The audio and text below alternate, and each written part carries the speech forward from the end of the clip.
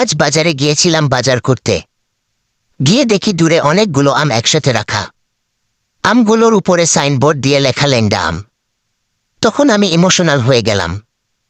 আর মনে মনে ভাবলাম, মানুষের ডাক্তার আছে বলে মানুষ সুস্থভাবে চলাফেরা করতে পারছে।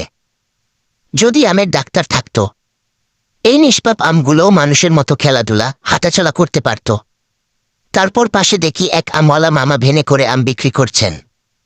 আমি ওনার কাছে গেলাম, বললাম, মামা আমগুলোর নাম কি? তিনি বললেন, ল্যাংড়া আম। আমি বললাম, এগুলা যে ল্যাংড়া আম আমি তা বুঝব কিভাবে? তিনি বললেন, মামা, এগুলো ল্যাংড়া আম বলে ভেনে করে আনছি। যদি সুস্থ থাকতো তাহলে তারা নিজে দৌড়ে দৌড়ে বাজারে আসতো। আমিও দেখলাম মামা তো ঠিক কথা বলেছেন। তারপর 1 কেজি আম কিনলাম। এরপর লিচুর দোকানে গেলাম। লিচুওয়ালা মামাকে বললাম, মামা 1 কেজি ভালো রাজশাহীর লিচু দাও।